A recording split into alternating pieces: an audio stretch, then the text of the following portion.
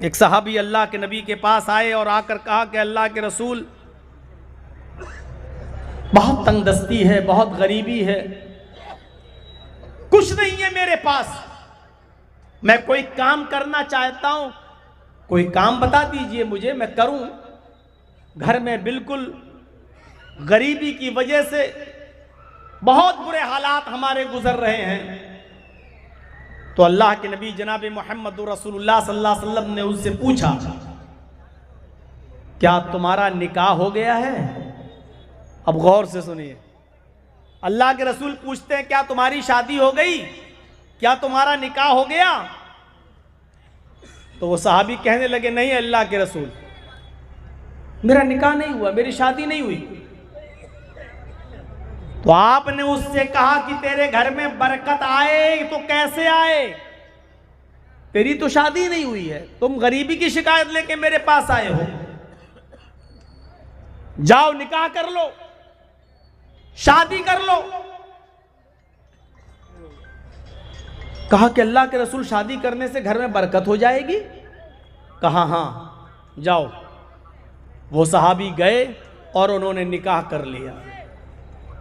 अब गौर से सुनिएगा, जब निकाह कर लिया तो 1 हफ्ते के बाद आए, 15 दिन के बाद आए, 15 दिन के बाद कहा अल्लाह के रसूल निकाह कर लिया है, आपने कहा कुछ हालात सुधरे? अल्लाह के रसूल और बुरे हालात हो गए, आपने निकाह करा दिया, हम फंस गए। अरे अभी कम से कम आजाद थे, थोड़ा बहुत तो जो मिलता था खा लेते थे, अब तो शादीशुदा हूं, जो मुझे मिलता था वो बीवी को खिला देता हूं, और मैं तो अब कुछ नहीं मिल रहा मुझे, अब तो बीवी की भी जिम्मेदारी हो गई है और हालात वैसे के वैसे। अब कोई काम बताइए अल्लाह के रसूल, अब तो शादीशुदा हो गया हूं, बड़ी तंगदस्ती है मेरे घर में। अल्लाह के नबी ने थोड़ी देर सोचा और सोचने के बाद आपने उनसे फरमाया, ऐ नौजवान, एक काम करो, तुम एक निकाह और कर लो। कहा अल्लाह के रसूल, आप क्या कह रहे हैं? एक शादी कर ली मैंने, अंजाम देख लिया, अब आप कह रहे हैं एक और कर लो?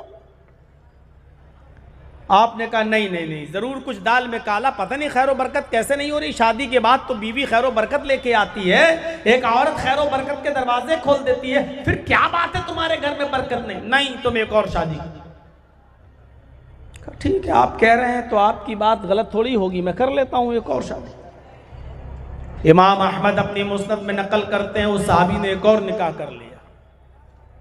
अब 1 हफ्ते के बाद ही चले आए, 2 बीवी के मालिक बन गए, 1 हफ्ते के बाद फिर चले आए। अल्लाह के नबी ने पूछा, कहो क्या हाल है? सर नीचे कर लिया।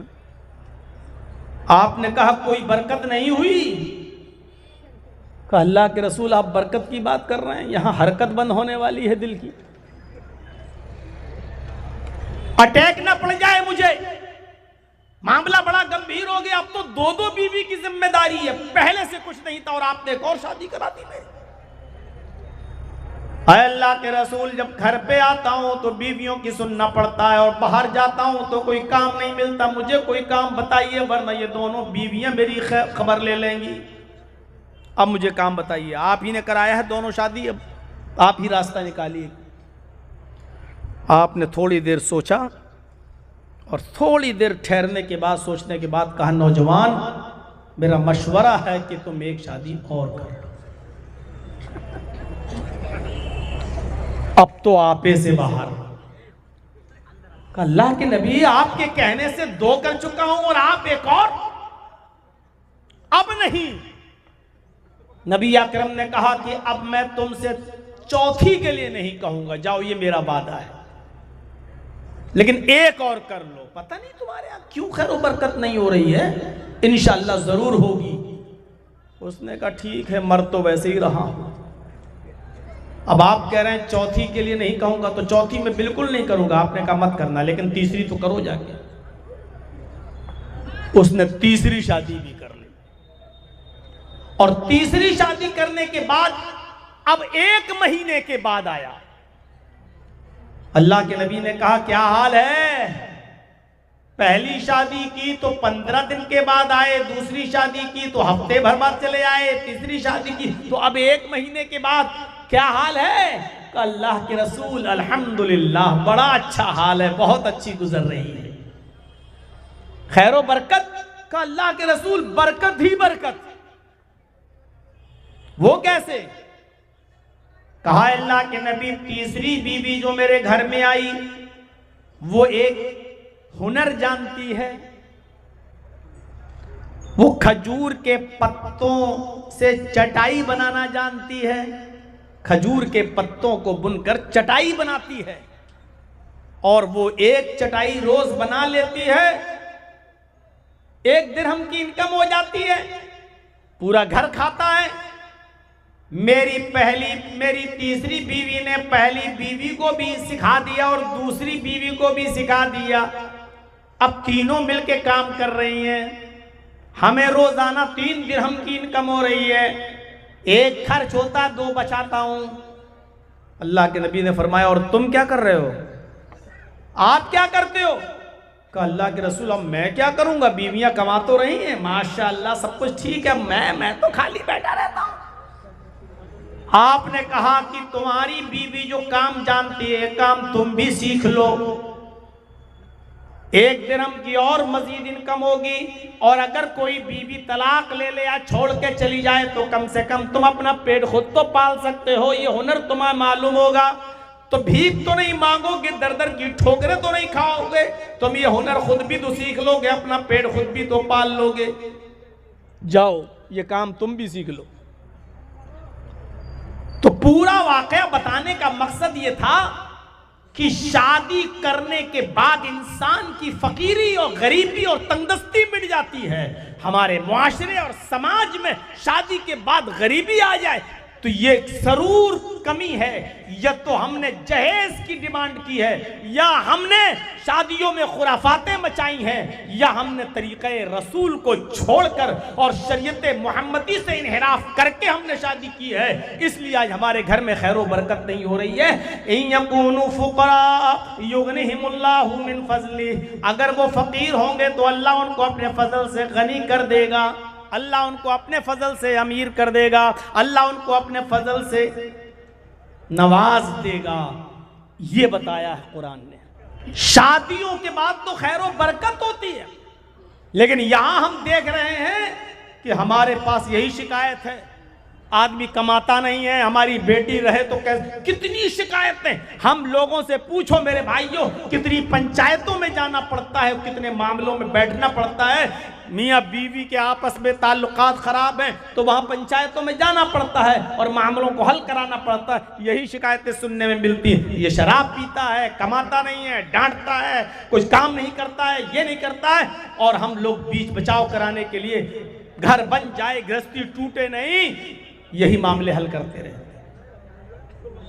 तो शादी की अहमियत बहुत ज्यादा है, निकाह की अहमियत बहुत ज्यादा है। इसलिए कोशिश ये करनी चाहिए कि समाज और सोसाइटी के अंदर कोई शख्स बेनिकाह वाला ना रह जाए।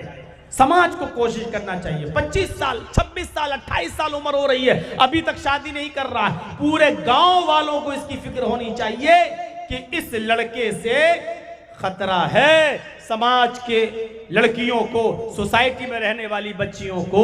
और जो लड़की 20, 22, 25 साल की हो चुकी है, शादी नहीं हो रही है, गांव वालों को सोचना चाहिए कि इस लड़की से भी फितना है। इसलिए जहां तक हो सके लड़के और लड़कियों का जल्दी से निकाह करवाया जाए और पूरा समाज इस कार्य खैर में, इस नेक काम में जुट जाए। जहां तक हो सके लड़कों के लिए लड़कियों का, और लड़कियां जो जवान हो चुकी हैं उनके लिए लड़कों का इंतजाम किया जाए और उनका निकाह कराया जाए। समाज में जितने लोगों का निकाह हो जाएगा और जितनी जल्दी निकाह में हम करेंगे, हमारा समाज, हमारी सोसाइटी उतनी ज्यादा पाक रहेगी और उतनी ज्यादा मुतहिर रहेगी और पाक और साफ रहेगी। समाज को पाक और साफ रखने के लिए जरूरी है कि नौजवान लड़के और लड़कियों की शादी कराई जाए। अल्लाह के नबी जनाब मोहम्मद रसूलुल्लाह सल्लल्लाहु अलैहि वसल्लम ने फरमाया, नौजवानों को क्या हुक्म दिया, शादी का मकसद क्या है? या माशर शबाबी मन इस्तता मिनकुमुल बाह फल्यतज़व्वज फ़इन्नहु अग़द्दु लिलबसर व अहसनु लिलफ़रज। क्या प्यारी बात कही अल्लाह के रसूल ने। यही मुआशरे की पाकी और सफाई है।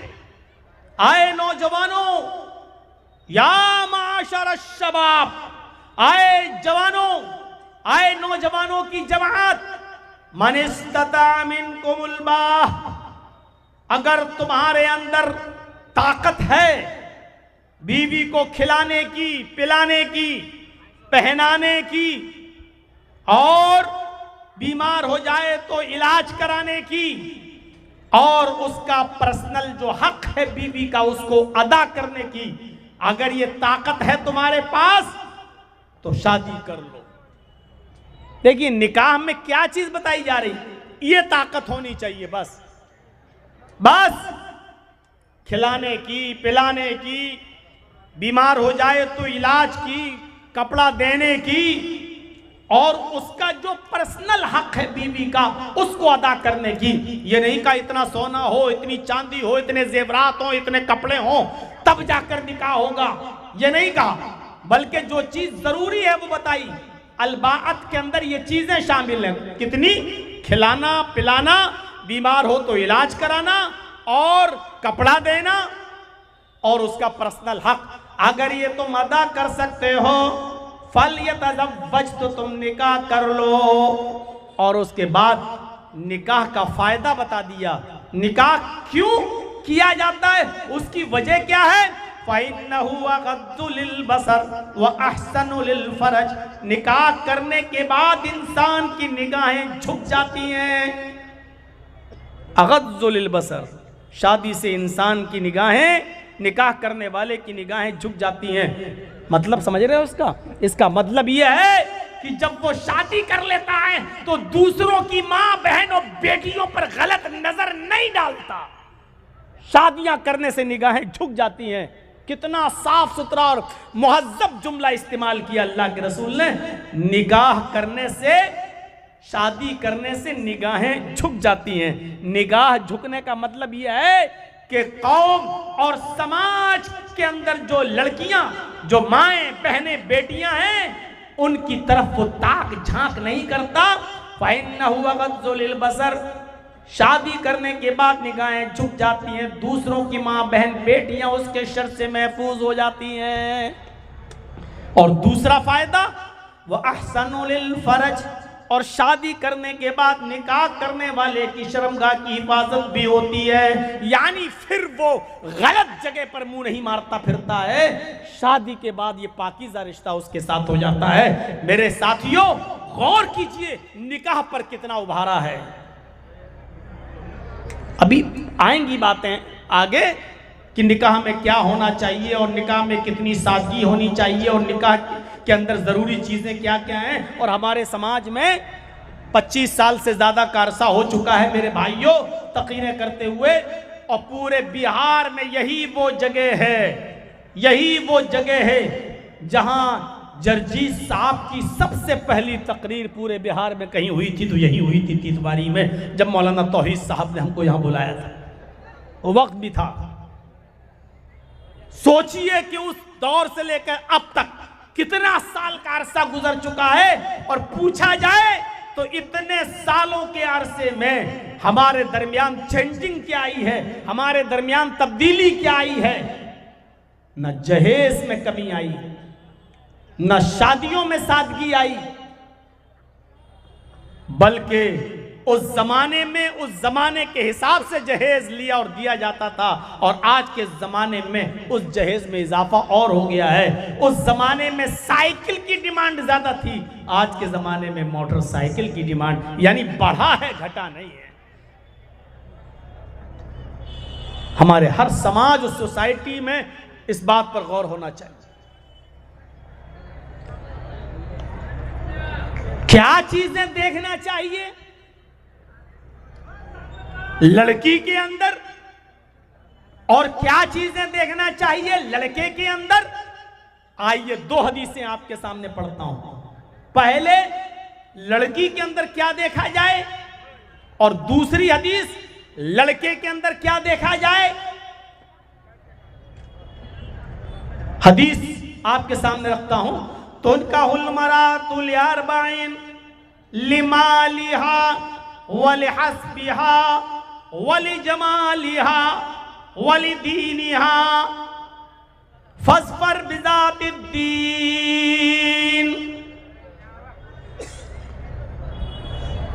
आमतौर पर लड़कियों के अंदर ये 4 चीजें देखी जाती हैं जिनको देखकर लोग शादियां करते हैं।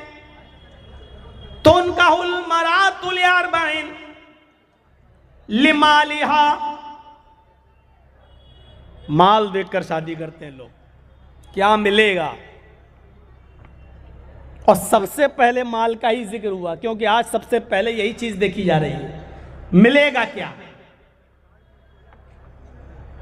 और एक मिसाल देता हूं मैं, अक्सर थोड़ी सख्त है लेकिन देना पड़ता है। जैसे कुत्ते की नजर हड्डी पर होती है, ऐसे ही कुछ लड़के के माँ बाप की नजर लड़की के बाप के माल पर होती है। आदमी जितना ज्यादा बूढ़ा होता जाता है, जितना ज्यादा मौत की तरफ जाता है, लालच भी उसके अंदर बढ़ती जाती है। या हराम बिन आदम यशब्बु बिन हुस्नतान। आदमी बूढ़ा होता जाता है लेकिन 2 चीजें उसकी जवान होती जाती हैं, 2 चीजें उसकी जवान होती जाती हैं, अल हिर्सु अलल माल वल हिर्सु अलल उम्र। उसकी उम्र बढ़ जाए ये उसको लालच बढ़ता रहता है, और 2-4 साल जी लूं, अल हिर्सु अलल माल, माल आ जाए मेरे पास, ये भी तो उसकी ख्वाहिश बढ़ती रहती है। तो ये पहली चीज बताइए। लड़कियों के अंदर आमतौर पर लड़की वाले में 4 चीजें देखी जाती हैं। पहली चीज बताई लिमालिहा, कुछ लोग होते हैं जो उसका माल देखकर शादी करते हैं, हमें क्या मिल जाएगा, जैसे कुत्ते की नजर हड्डी पर लगी हुई। वलिहस्बिहा, दूसरी चीज हस्ब नसब देखी जाती है, कोई हैसियत नहीं इसकी। दूसरी चीज हस्ब नसब, मैं खान हूं, लड़की भी खान है कि नहीं। मैं आला खानदान का हूं, लड़की भी आला खानदान की है या नहीं। मेरा स्टेटस ये है, लड़की भी इस स्टेटस की है कि नहीं। मैं इतना पढ़ा लिखा हूं, लड़की भी इतनी पढ़ी लिखी है या नहीं। मेरा घर 5 मंजिल है, लड़की का घर भी इतना है कि नहीं। हस्बो नसब। और अल्लाह के नबी ने फरमाया, अला कुल्लु शैइन मिन अम्रिल जाहिलियती तहता कदमैया मौजून। खुतबा हज्जतुल विदा में आपने फरमाया था, ज़माने जाहिलियत की सारी चीजों को मैंने अपने पैरों से रौंद डाला, अपने पैरों से कुचल डाला। अब ज़माने जाहिलियत की कोई भी चीज अब राइज नहीं की जाएगी। लेकिन अल्लाह के नबी ने यह भी फरमाया, अरबउन फी उम्मती मिन अम्रिल जाहिलियती ला यतरुकुनहुन्ना। 4 चीजें मेरी उम्मत के अंदर ऐसी हैं जो जमाने जाहिलियत से आई हुई हैं, लेकिन मेरी उम्मत उनको नहीं छोड़ेगी। है तो वो गंदी, है तो वो बुरी चीज, लेकिन मेरी उम्मत उन्हें नहीं छोड़ेगी। 4 चीजों की तरफ इशारा फरमाया था, अरबाउन फी उम्मती मिन अम्रिल जाहिलिया। 4 ऐसी चीजें हैं जो जमाने जाहिलियत की हैं, जो जाहिलियत के जमाने से चली आ रही हैं। मैंने उनको अपने पैरों से रौंद तो डाला, लेकिन मेरी उम्मत उनको छोड़ेगी नहीं, मेरी उम्मत उनको तर्क नहीं करेगी। यानी कयामत तक मेरी उम्मत के अंदर वो 4 चीजें पाई जाएंगी, लेकिन ये मैंने अपने पैरों से रौंद दी हैं। आपने फरमाया अल फख्रु फिल अहसाब। पहली चीज हसब में फख्र करेगा, अल फख्रु फिल अहसाब व तानु फिल अंसाब वल इस्तिस्काउ बिन नुजूम व नयाहतु। ये 4 चीजें बताई जो जमाने जाहिलियत से चली आ रही हैं और मेरी उम्मत में भी चली आएंगी। इनको कभी नहीं छोड़ेगी मेरी उम्मत। उनमें पहली चीज हस्ब व नसब। हसब मैं खान हूँ, मैं पठान हूँ, मैं तुर्क हूँ, मैं अंसारी हूँ, मैं तेली हूँ, मैं ये हूँ, मैं वो हूँ, मैं ऊंची कौम का हूँ, मैं ऊंची कास्ट का हूँ, ये चीज कभी मेरी कौम नहीं छोड़ेगी, मेरी उम्मत नहीं छोड़ेगी, जबकि इसकी कोई हैसियत नहीं है। अला बित्तक़वा, अल्लाह के यहां सिर्फ तकवा देखा जाएगा, कौम नहीं, नसब नहीं, हसब नहीं। और दूसरी चीज जो मेरी उम्मत नहीं छोड़ेगी वह तानो फिल अंसाब, नसब के अंदर ताना देना।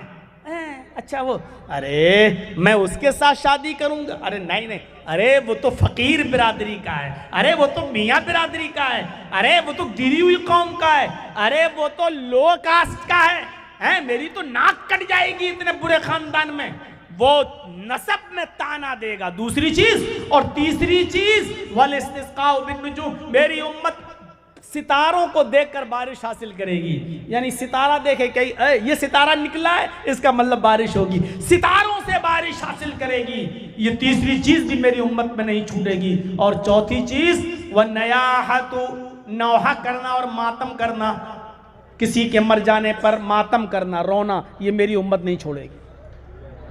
आज भी देख लीजिए, किसी का जवान बेटा मर जाए, छोटा बच्चा मर जाए, माएँ खिलौने निकाल लाती हैं, ओढ़नी इधर गई, कपड़ा इधर गया, सर सीना पीट रही हैं, करीबान चाक कर बेटा चला गया, ये खिलौने से कौन खेलेगा, रोती हैं, चीखती हैं, चिल्लाती हैं, गरीबान चाक करती हैं, बाल नोचती हैं। वह नयाहतु, मेरी उम्मत नौहा और मातम करना भी नहीं छोड़ेगी, जबकि यह हराम है इस्लाम के अंदर।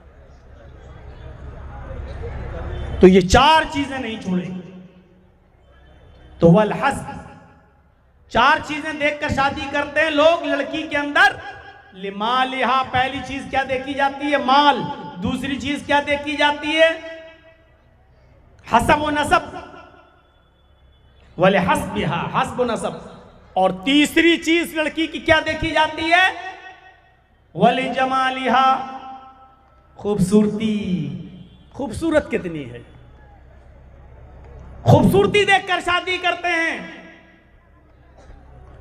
तीन चीजें। और चौथी चीज की तरफ अल्लाह के नबी इशारा कर रहे हैं, वलिदीनिहा, दीनदारी देखकर भी शादी की जाती है। चार चीजें बताने के बाद आपने फरमाया फज़फर बिज़ातिद्दीन, ओ लोगो दीनदारी को तरजीह दो, ओ लोगो दीनदार लड़की को अव्वलियत दो, फौकियत दो, उसी को दर्जा दो। यानी ये तीन चीजें मत देखो। हाँ, किसी में चारों चीजें पाई जाएं तो बहुत अच्छी बात है, लेकिन तरजीह किसको दो? ये नहीं कहा कि खूबसूरती मत देखो, ये नहीं कहा कि हस्ब नसब न देखो, ठीक है देखो, लेकिन अगर किसी के अंदर हस्ब नसब नहीं है, अगर किसी के अंदर है आप खूबसूरती नहीं है, अगर किसी के अंदर लिमाल, क्या क्या कहा, माल और दौलत नहीं है, देने की ताकत नहीं है, लेकिन अगर कोई लड़की दीनदार है तो फिर तीन चीजें मत देखो, दीनदारी देखो और दीनदारी को मायार बनाओ। और इसी दीनदारी को देखकर अपने बेटे का निकाह उस बेटी के साथ, उस लड़की के साथ कर दो। लड़की के अंदर दीनदारी देखो। फज़फर बिज़ातिद्दीन, दीन को तरजीह दो। हजरत उमर फारूक का वो मशहूर वाक़या आपको मालूम होगा। हजरत उमर फारूक रात की तारीकी में गश्त कर रहे हैं, रात के अंधेरे में निकल कर जा रहे हैं, देखते हैं कि किसके घर में चूल्हा जला, किसके घर में चूल्हा नहीं जला।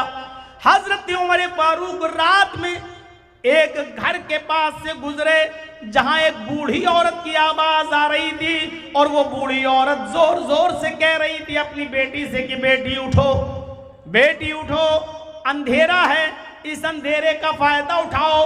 हम लोग दूध का बिजनेस करते हैं, दूध बेचते हैं, इसलिए दूध में पानी मिला दो, बेटी उठो, दूध में पानी मिला दो। वो बेटी उठती है और जोर से अपनी मां से कह रही है कि मां, मैं दूध में पानी नहीं मिलाऊंगी। हजरत उमर ने मुनादी की है, उमर फारूक का ऐलान हुआ है, अमीरुल मोमिनीन ने ऐलान जारी करवाया है, अगर दूध में पानी मिला हुआ किसी के यहां मिलता है तो ऐसे शख्स को कड़ी से कड़ी सजा दी जाएगी। मां कहती है बेटी उमर थोड़ी देख रहे हैं, इस रात के अंधेरे में उमर को क्या पता, तो दूध में पानी मिला, मुझे तेरी शादी कराना है, तेरे लिए अच्छा लड़का देखना है, हमारे पास गरीबी और गुर्बत की वजह से हम तेरे हाथ पीले नहीं कर पा रहे हैं, मुझे तेरा रिश्ता भी तो करना है, इसलिए इस काम के अलावा कोई और काम भी तो नहीं है हमारे पास। बेटी तुम दूध में पानी मिलाओ, उमर थोड़ी देख रहा है, उमर को क्या पता कि हमने दूध में पानी मिलाया है, जाओ मैं कह रही हूं तुम दूध में पानी मिलाओ। बेटी चीख कर कहती है माँ उमर नहीं देख रहा है तो क्या हुआ, उमर का रब तो देख रहा है, हम उमर के सवाल जवाब से तो बच जाएंगे, लेकिन कयामत के दिन अल्लाह के सवाल और जवाब से कैसे बचेंगे। माँ मैं दूध में पानी नहीं मिलाऊंगी, उमर नहीं देख रहा तो क्या हुआ, उमर का रब तो देख रहा है। हजरत उमर फारूक के कान में यह आवाज जाती है माँ और बेटी की। हजरत उमर ने अपने कासिद से कहा, अपने साथी से कहा, इस मकान का नंबर नोट कर लो, ये मकान नंबर नोट कर लो, और सुबह जब दरबार खिलाफत में बैठे हजरत उमर, सुबह जब दरबार खिलाफत में बैठे हजरत उमर, तो उन दोनों को बुलवाया, कासिद के जरिए जाओ और मां बेटी दोनों को बुला कर लाओ।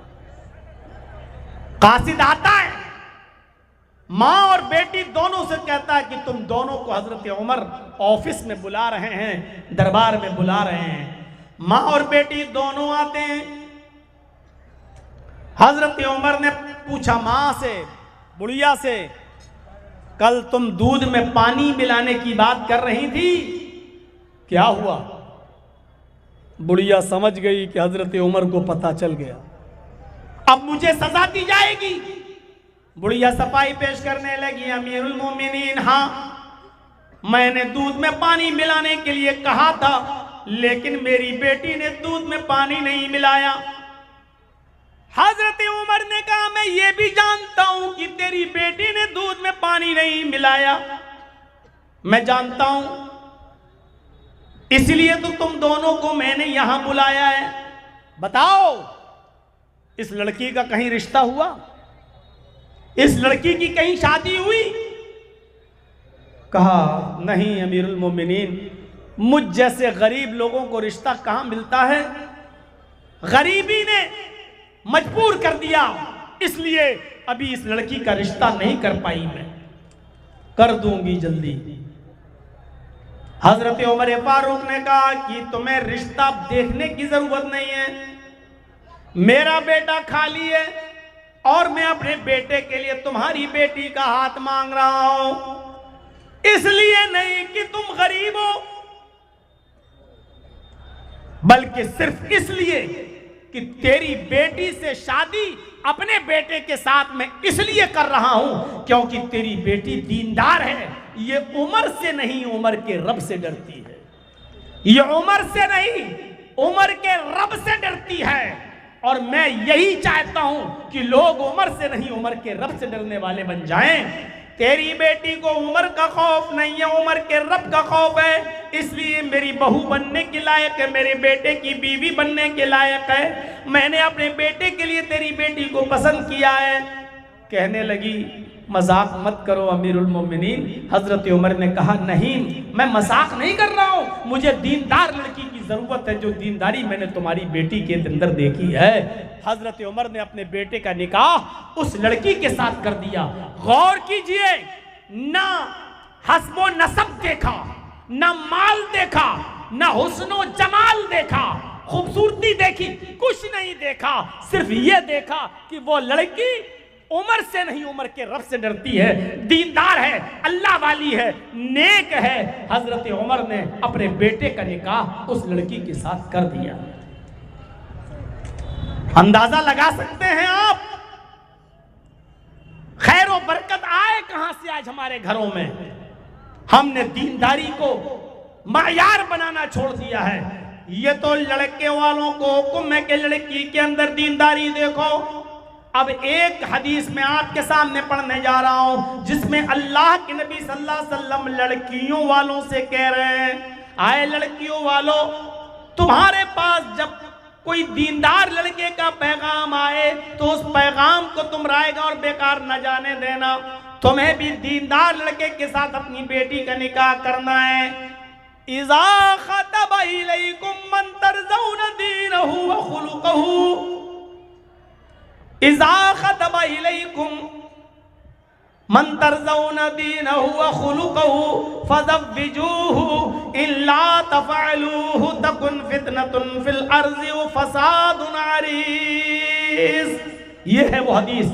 अल्लाह के नबी जनाब मोहम्मद रसूलुल्लाह सल्लल्लाहु अलैहि वसल्लम ने लड़कियों के माँ बाप से फरमाया, लड़कियों के माँ बाप को हुक्म दिया, आए लड़कियों वालों, आए लड़कियों के वली, आए लड़कियों के सरपरस्तों, आए लड़कियों के माँ बाप, जब तुम्हारे पास तुम्हारी बेटी के लिए, तुम्हारी बेटी से रिश्ते के लिए किसी लड़के का पैगाम तुम्हारे घर पे आए और वो लड़का दीनदार हो और वो लड़का बाखलाक हो, हैं, बाखलाक हो, तरज़ौना दीनहु व खुलुक़हु, उस लड़के का दीन और उसका अखलाक तुम्हें पसंद आ जाए, यानी उस लड़के की दीनदारी में तुम्हें कोई शिकायत नजर ना आए, उस लड़के के नेक होने में और बाखलाक होने में तुम्हें कोई कमी नजर ना आए, तो आए लड़कियों वालों, अपनी बेटी का निकाह उस लड़के के साथ कर दो। उसका पैगाम अपने घर से खाली मत जाने देना, उस लड़के का पैगाम अपने घर से खाली मत लौटाना, उसके इरादे को मत तोड़ना, उसके पैगाम को मत लौटाना। हस्बो नसब देखते हुए, अपनी स्टैंडर्ड देखते हुए उस दीनदार लड़के के साथ अपनी बेटी का रिश्ता ठुकरा मत देना, अपनी बेटी का निकाह उस लड़के के साथ कर देना। फ़ज़व्विजूहु, अपनी बेटी का निकाह उसके साथ कर देना। और फिर वार्निंग दी, केयरफुल किया, इल्ला तफ़अलूहु तकुन फ़ितनतुन फ़िल अर्ज़ व फ़सादुन अरीज़।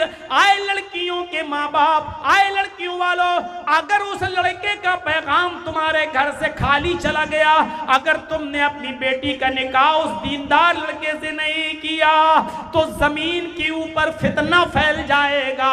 तकुन फितनतुन फिल अर्ज़, जमीन पर फितना फैलेगा, व फ़सादुन अरीज़, और लंबा चौड़ा फसाद बर्पा हो जाएगा। यानी दीनदार लड़के तुम्हें नहीं मिलेंगे, तो बदकिरदार बदकमाश लड़कों से जब तुम अपनी लड़कियों का निकाह करोगे तो जमीन में फितने देखोगे, तलाक के फितने और फसाद तुम जमीन के ऊपर देखोगे। इसलिए दीनदार लड़के का पैगाम अगर तुम्हारी बेटी के साथ तुम्हारे घर पे आ जाए तो तुम्हें उसको ना उम्मीद नहीं लौटाना है, उसको हर हाल में तुम्हें अपनी बेटी का निकाह उस लड़के के साथ कर देना है। लीजिए साहब, कितना जबरदस्त हुक्म है लड़कियों वालों को। अब साहब कहो कि हाँ लड़का तो नेक है, नमाजी है, ताज्जुद गुजार है, बहुत अच्छा है, अखलाक भी अच्छा है, लेकिन मेरे स्टेटस का नहीं है। मेरी लड़की इतनी पढ़ी लिखी, उस आदमी के साथ निकाह करेंगे? इसके साथ गरीब है, हम इसके साथ निकाह नहीं कर सकते। अगर उस लड़के की दीनदारी तुम्हारी समझ में आ रही है, अगर उस लड़के का अखलाक तुम्हारी समझ में आ रहा है, तो उसका पैगाम लौटाने का कोई हक नहीं है। इल्ला तफ़अलूहु तकुन फितनतुन फिल अर्ज़, अगर तुमने ऐसा न किया और पैगाम लौटा दिया, अपनी बेटी का निकाह उसके साथ नहीं किया, तो जमीन में फितना फैल जाएगा, वो फसादुन अरीज़, और लंबा चौड़ा फसाद बर्पा।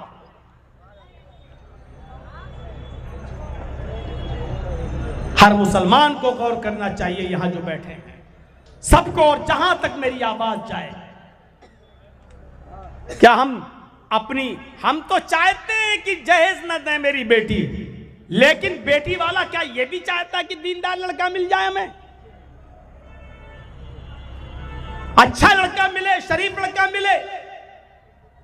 क्या आज हमारी सोसाइटी में ये हो रहा है?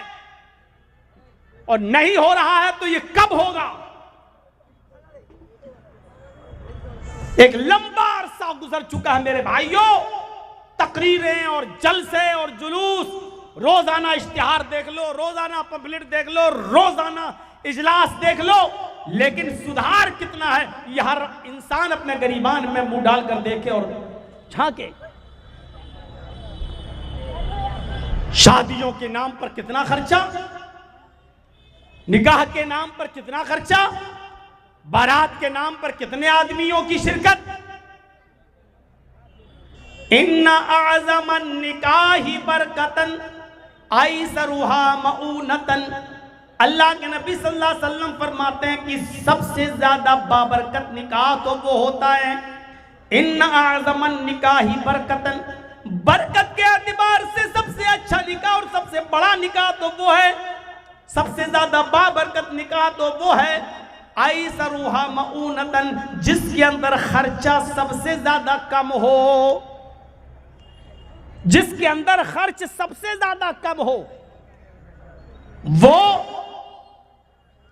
सबसे बड़ा बाबरकत निकाह माना जाता है, सबसे अच्छा निकाह माना जाता है शरीयत के अंदर। लेकिन आज हमारे समाज और सोसाइटी में यह देखा जाता है कि उसने अपनी बेटी की शादी में कितना खर्च किया, उसने अपने बेटे की शादी में कितना खर्च किया।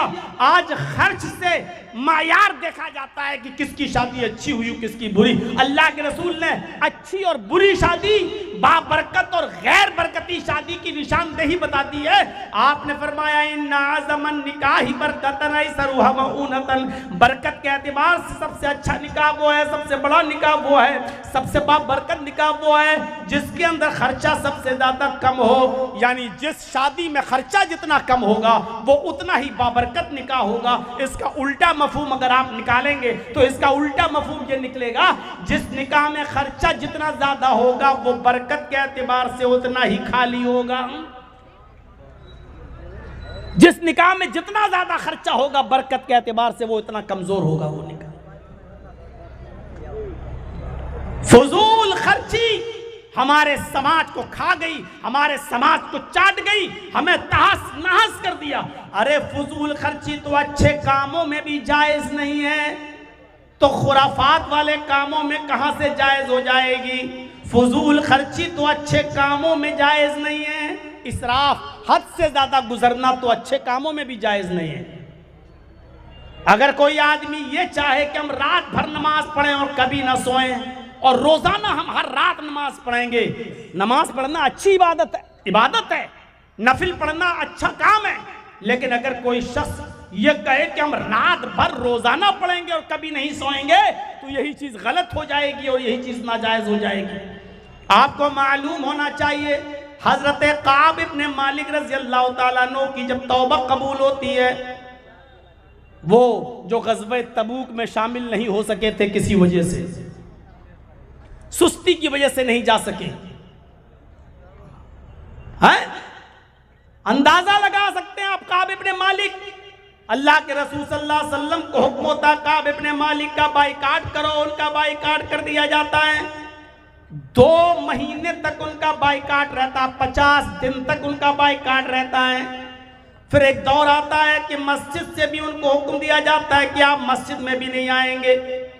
लोगों को हुक्म दिया जाता है कि कोई भी आदमी सलाम का जवाब नहीं देगा, काब इब्ने मालिक से मुसाफा नहीं करेगा, हाथ नहीं मिलाएगा।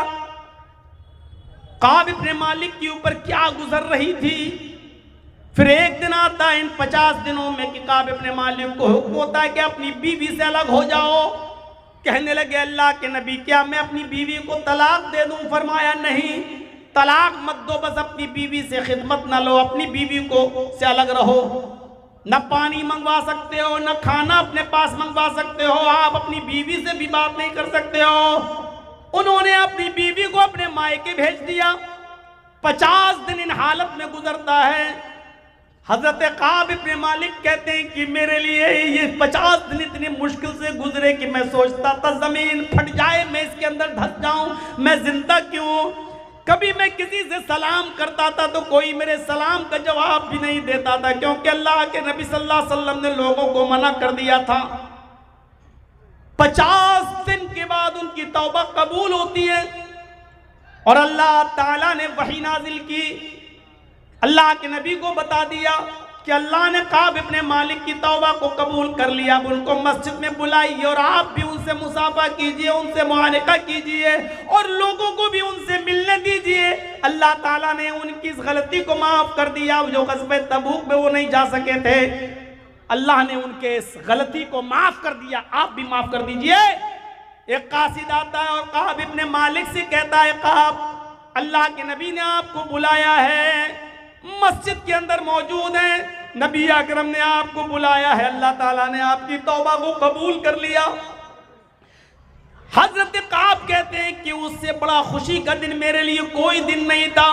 दौड़ते हुए मस्जिद के अंदर आए, अल्लाह के नबी जनाब मोहम्मद रसूलुल्लाह से मुसाफा किया, आपसे मुआनका किया, आपके गले लग गए, मारे खुशी में कहने लगे, अय अल्लाह के नबी आज मैं इतना खुश हूँ कि दिल करता है कि अपना सारा का सारा माल सदका कर दूं।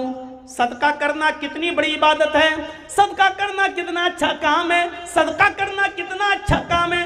लेकिन अल्लाह के नबी सल्लल्लाहु अलैहि वसल्लम ने फरमाया, अम्सिक अलैका बाज़ मालिक, आए काब इब्ने मालिक तुम अपना सारा का सारा माल सदका नहीं कर सकते हो, सारा का सारा माल अल्लाह की राह में खैरात नहीं कर सकते हो, अपने पास कुछ माल रोक लो ताकि तुम दूसरों के सामने हाथ ना फैलाते फिरो, तुम दूसरों के सामने भीख ना मांगते फिरो। हजरत काब इब्ने मालिक कहते हैं, जब मेरी तौबा कबूल हुई तो मैंने अल्लाह के रसूल से कहा, आज मैं इतना खुश हूं कि मैं अपना सारा का सारा माल अल्लाह की राह में सदका करना चाहता हूं। सदका करना अच्छा काम, लेकिन अल्लाह के नबी ने यहां पर भी उनको रोक दिया और फरमाया कि सारा का सारा माल सदका नहीं कर सकते, यानी तुम फकीर बन जाओगे, मोहताज बन जाओगे। जब अच्छे काम में फजूल खर्ची जायज नहीं है, अच्छे काम के अंदर इसराफ जायज नहीं है, तो शादियों में, ब्याह के अंदर और दीगर नाजायज कामों के अंदर फजूल खर्ची करना कहां से जायज हो जाएगा। हम अपने मुआशरे पर नजर डालें, हम अपने समाज पर नजर डालें, हम अपनी सोसाइटी पर नजर डालें, हम बुरे कामों में फजूल खर्ची कर रहे हैं, जबकि इसराफ फजूल खर्ची तो अच्छे कामों में भी जायज नहीं। साद इब्ने अबी वक्कास का मामला सुना होगा और न सुना हो तो सुनिए। साद इब्ने अबी वक्कास की एक ही बेटी थी, साद इब्ने अबी वक्कास की एक ही बेटी थी, बीमार हो गए। अल्लाह के नबी उनकी आयादत के लिए उनके घर पहुंचे।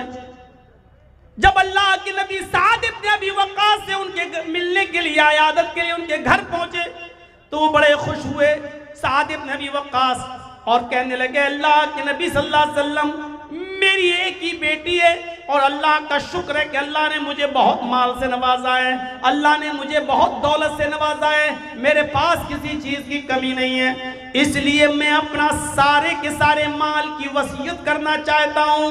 क्या मैं अपने सारे माल की वसीयत कर दूँ? अल्लाह के नबी सल्लल्लाहु अलैहि वसल्लम ने फरमाया, नहीं, आए साद तुम्हारे लिए अपना सारा का सारा माल की वसीयत करना जायज़ नहीं है, तुम अपना सारा का सारा माल सदका और खैरात नहीं कर सकते हो, उसकी वसीयत नहीं कर सकते हो। हजरत साद इब्ने अबी वक्कास ने फरमाया, आए अल्लाह के नबी 2/3 की, 2/3 की, 2/3 अपने माल का 3 हिस्सा कर लें और 2 हिस्से की वसीयत कर दूं। अल्लाह के नबी ने फरमाया, आए साद तुम 2/3 की भी वसीयत नहीं कर सकते हो। कहा अल्लाह के नबी फिर आधा माल, यानी हमारे पास जितना माल है आधा माल मैं सदका और खैरात कर दूं, आधे माल की मैं वसीयत कर दूं और आधा अल्लाह की राह में दे दूं। अल्लाह के नबी सल्लल्लाहु अलैहि वसल्लम फरमाते हैं, साद इब्ने अबी वक्कास तुम आधे माल की भी वसीयत नहीं कर सकते हो, आधा भी नहीं, ऐसा करना भी तुम्हारे लिए जायज नहीं होगा। तब हजरत साद इब्ने अबी वक्कास ने फरमाया, अय अल्लाह के नबी क्या 1/3 की, 1/3 की वसीयत कर दूं, यानी मेरे पास जो माल है 1/3 को अल्लाह की राह में सदका कर दूं और 2/3 जो है वो हमारे अहल वयाल में, बीवी बच्चों में ये तकसीम हो जाएगा।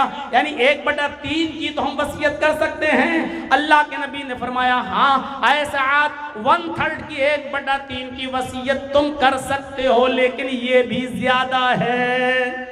1/3 की वसीयत तुम कर सकते हो लेकिन ये भी ज्यादा है। मेरे भाइयों यहां से अंदाजा लगाइए, सदका और खैरात करना एक अच्छा काम है, दीनी काम है।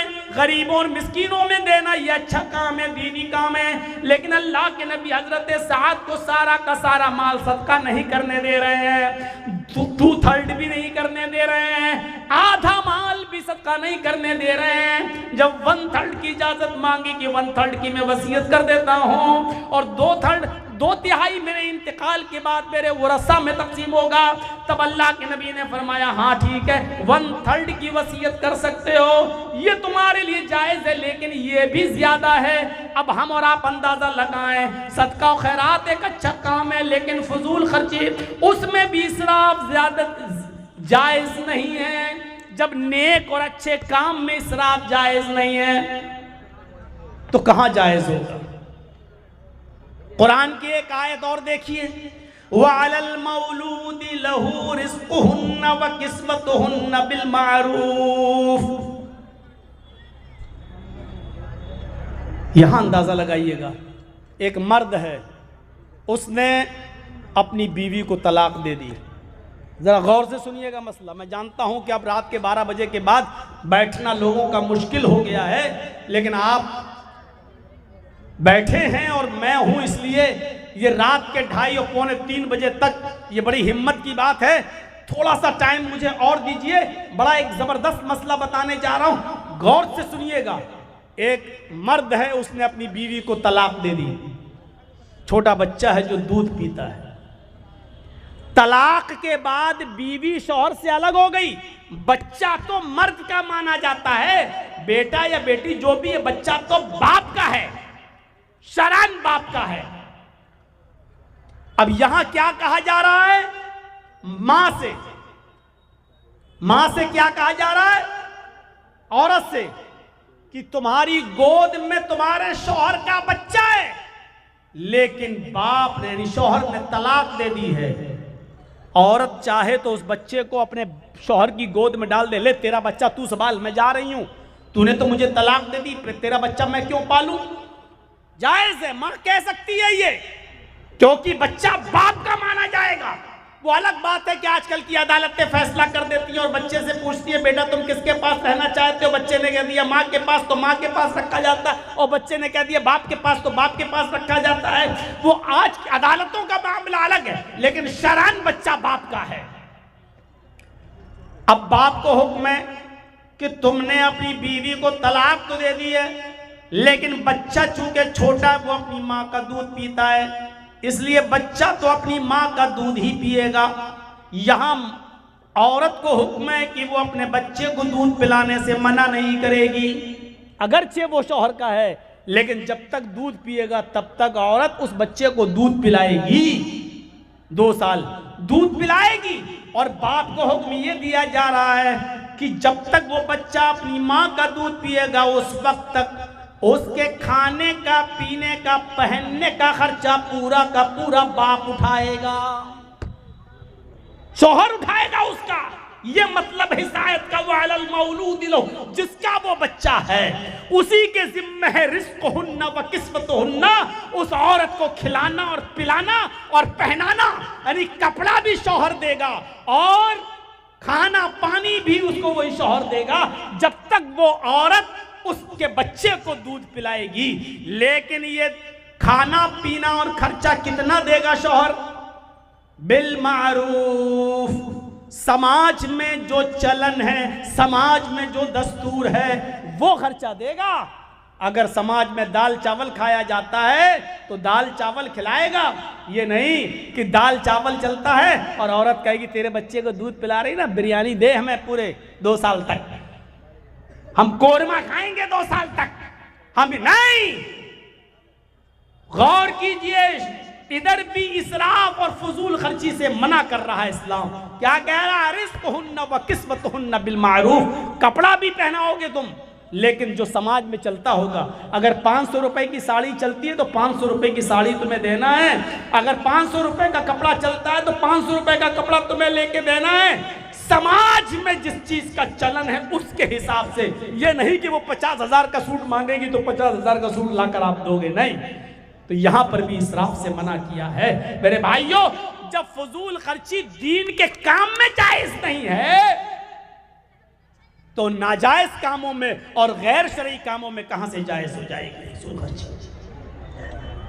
तो इसलिए शादी और ब्याह के अंदर फजूल खर्ची से हमें अपने मुआशरे को पाक करना है, अपने मुआशरे को साफ करना है। फजूल खर्ची से हमें अपने आप को बचाना है। जरा देखिए आज क्या कितनी फजूल खर्चियां हैं। अल्लाह के नबी जनाबे मोहम्मद रसूलुल्लाह सल्लल्लाहु अलैहि वसल्लम के पास एक औरत आती है। बुखारी शरीफ की रिवायत, बड़ा दिलचस्प वाकया, 50 बार आपने सुना होगा, ना सुना हो तो जहन नशीन करिए। एक औरत अल्लाह के नबी सल्लल्लाहु अलैहि वसल्लम के पास आती है और कहती है कि अल्लाह के रसूल, मैं अपने आप को आपको हिबा कर रही हूँ, मैं अपने आप को आपको सौंप रही हूँ, आप मेरे साथ निकाह कर लीजिए। अल्लाह के नबी खामोश रहे। उसने दोबारा कहा, अल्लाह के रसूल, मैं आपसे निकाह करना चाहती हूँ। अल्लाह के नबी फिर खामोश रहे। उसने तीसरी मर्तबा कहा, अल्लाह के नबी, मैं आपके साथ निकाह करना चाहती हूँ। अल्लाह के नबी जनाबे मोहम्मद रसूलुल्लाह तीसरी मर्तबा भी खामोश रहे। एक सहाबी वहीं बैठे हुए थे। वो सहाबी ने जब देखा कि ये बार बार कह रही है और अल्लाह के नबी खामोश हैं, तो सहाबी बोल पड़े कि अल्लाह के रसूल, ये औरत बार बार आपसे निकाह के लिए कह रही है कि मैं शादी करना चाहती हूँ, लेकिन आप खामोश हैं, आप बोल नहीं रहे हैं। अगर आपको करना है तो हाँ कहिए, और नहीं करना है तो मेरे साथ करा दीजिए शादी। ओफो, क्या मंजर होगा जिस वक्त की साहबी कह रहे हैं कि अल्लाह के नबी, आप अगर नहीं करना चाहते तो मेरे साथ कर दीजिए। औरत वहीं बैठी है और वो साहबी कह रहे, अल्लाह के रसूल, अगर आप नहीं कर सकते तो मेरे साथ कर दीजिए। अल्लाह के नबी फरमाते हैं, देखो मैं तो नहीं कर सकता, अब मैं नहीं करूंगा शादी, अब निकाह की मेरे अंदर गुंजाइश नहीं, लेकिन हाँ अगर तुम करना चाहते हो तो बताओ। का अल्लाह के रसूल, अगर आप नहीं कर रहे तो मेरे साथ कर दीजिए, इसकी करवा दीजिए शादी। अब आपने उस औरत से पूछा, आए खातून, मैं तो निकाह नहीं कर सकता, लेकिन ये मर्द, ये साहबी तुमसे निकाह करना चाहते हैं, तुम यहीं बैठी हुई हो, तुम दोनों एक दूसरे को एक नजर देख भी रहे हो, लिहाजा तुम अगर इससे करना चाहो तो कर लो, मैं तो नहीं कर सकता। उस औरत का जवाब सुनिए। उस औरत ने कहा कि अल्लाह के नबी, आई तो थी मैं आपके लिए निकाह की गर्ज से, निकाह के मकसद से, लेकिन अगर आप नहीं करना चाहते हैं तो मेरा निकाह इसके साथ कर दीजिए, मैं करने को तैयार हूं, मैं जरूरतमंद हूं। अय अल्लाह के रसूल, मुझे घर बसाना है, मेरे माँ बाप नहीं है, इसलिए मुझे किसी की बीवी बनना है, मुझे अपना घर बसाना है, आप नहीं कर रहे हैं तो इसके साथ मेरा निकाह करा दीजिए। जब उस औरत की इजाजत हो गई तो अल्लाह के नबी जनाब मोहम्मद रसूलुल्लाह सल्लल्लाहु अलैहि वसल्लम ने उस साहबी से कहा, चलो ठीक है, ये औरत तुम्हारे साथ निकाह करने के लिए तैयार है, इसको दोगे क्या, मेहर क्या दोगे इसको? भाई औरत है, निकाह होगा, मेहर दोगे, क्या दोगे? कहने लगा अल्लाह के नबी, मेहर में देने के लिए तो मेरे पास कोई चीज नहीं। हदीस के अल्फाज है, मा इंदी शैउन, अय अल्लाह के नबी, मेरे पास कोई चीज नहीं है देने के लिए। अल्लाह के नबी ने फरमाया, घर जाओ, कुछ तलाश करो, कुछ मिल जाए तो लेकर आओ। वो सहाबी घर जाते हैं, तलाश करते हैं, लेकिन उनको अपने घर में भी कुछ नहीं मिला। आते हैं और कहते हैं कि माँ वजदतु शैअन, अय अल्लाह के रसूल, मुझे अपने घर में कुछ नहीं मिला, मेरे पास कुछ नहीं है इसको देने के लिए। घर में कुछ नहीं और शादी करना चाह रहे हैं।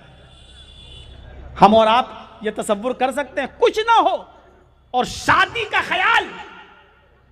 अल्लाह के नबी ने दोबारा भेजा, जाओ दोबारा जाओ। कहा अल्लाह के रसूल जब मैं घर में देख के आया हूं कुछ नहीं है तो अब दोबारा क्यों भेज रहे हैं? आपने कहा इल्तमिस खातमम मिनल हदीद, लोहे की अंगूठी मिल जाए तो वही ले आओ, वही दे दो इसको मेहर में। अरे कुछ तो दोगे। वो सहाबी गए और दोबारा अपने घर जाने के बाद लोहे की अंगूठी को तलाश करते हैं, लेकिन उनके पास इतना भी नहीं कि लोहे की अंगूठी मिल जाए। वो आते हैं और कहते हैं मा वजदतु खातमम मिनल हदीद, आय अल्लाह के रसूल लोहे की अंगूठी भी मुझे नहीं मिली, मैं लोहे की अंगूठी भी नहीं दे सकता, मेरे पास देने के लिए लोहे की अंगूठी भी नहीं है। अल्लाह के नबी सोच में पड़ गए, कहने लगे तुम्हारे पास कुछ भी नहीं है, लोहे की अंगूठी तक नहीं दे सकते हो, बताओ फिर सही मेहर में दोगे क्या? कुछ भी नहीं है तुम्हारे पास। कहने लगा अल्लाह के रसूल एक चीज है मेरे पास, अगर वो मेहर देने में काम आ जाए तो मैं तैयार हूं। आपने कहा क्या? अब उसने जो चीज बताई उसको सोच के आप दंग रह जाएंगे। इंदी इजारुन, अल्लाह के रसूल मेरे पास एक लुंगी है, एक लुंगी है, जब मैं सोता हूं तो उस लुंगी को पहन लेता हूं, जब मैं सोता हूं तो उस लुंगी को बांध लेता हूं। यानी नई लुंगी नहीं है, पुरानी लुंगी है, सोते वक्त मैं पहन लेता हूं। आपने कहा ठीक है वही लुंगी इसको दे दे, पुरानी। कहा अल्लाह के रसूल इसको अगर दे दूंगा तो मैं क्या पहनूंगा? अगर वो लुंगी मैंने इसको दे दी तो मैं क्या पहनूंगा? एक काम करते हैं, उस लुंगी के दो टुकड़े कर देते हैं, बीच से फाड़ देते हैं, आधी लुंगी इसको दे देता हूं और आधा मैं रख लेता हूं। आपने कहा आधी लुंगी में उसका क्या होगा? और आधी लुंगी का तेरे भी कोई काम की नहीं रहेगी।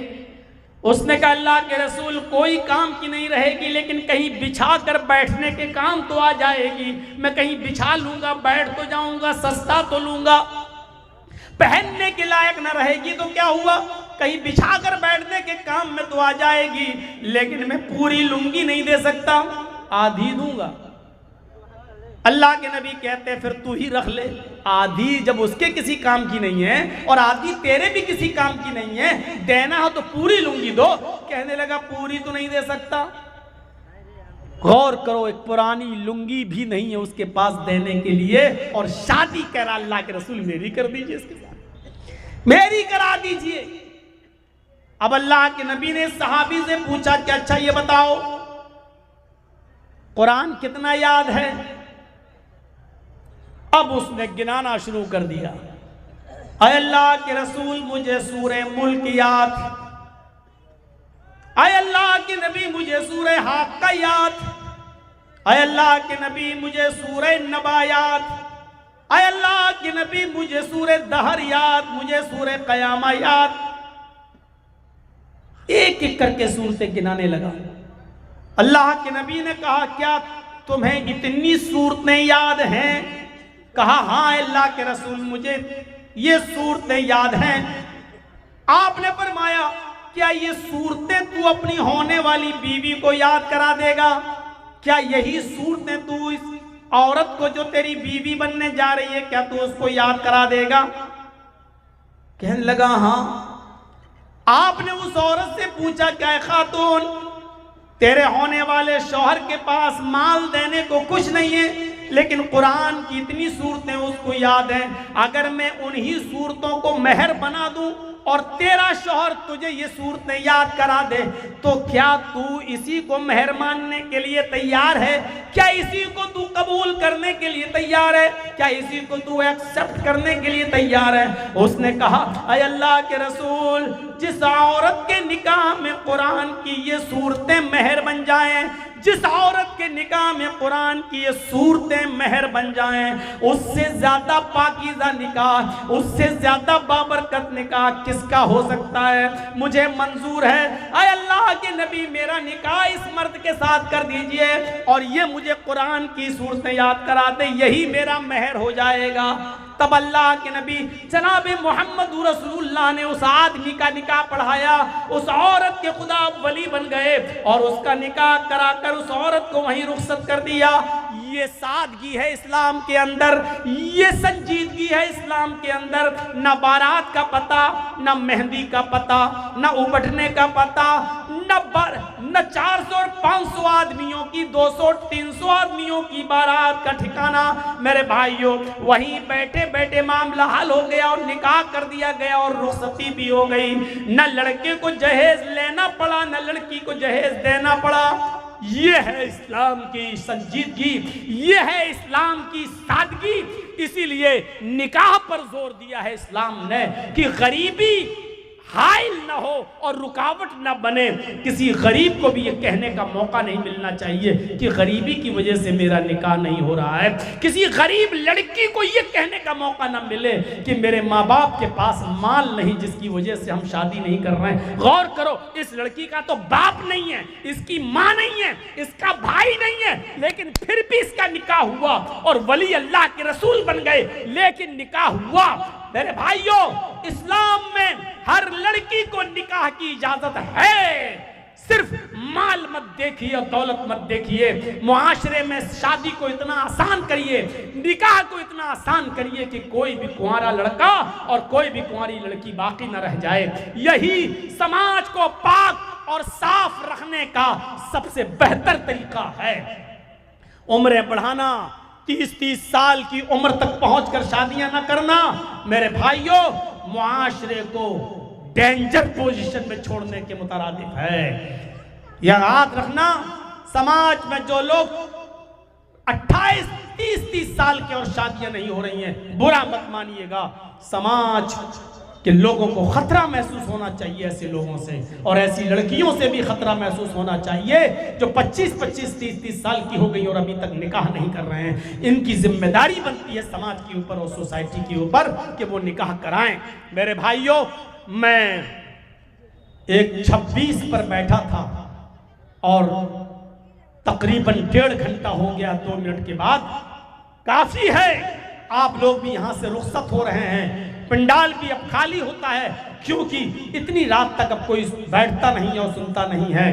मैं 15 मिनट के लिए आपको वक्त देता हूँ स्टेज पर बैठकर, यानी तकरीबन 3 बज जाएगा, 3:15 तक, 3:10 तक मैं बैठूंगा।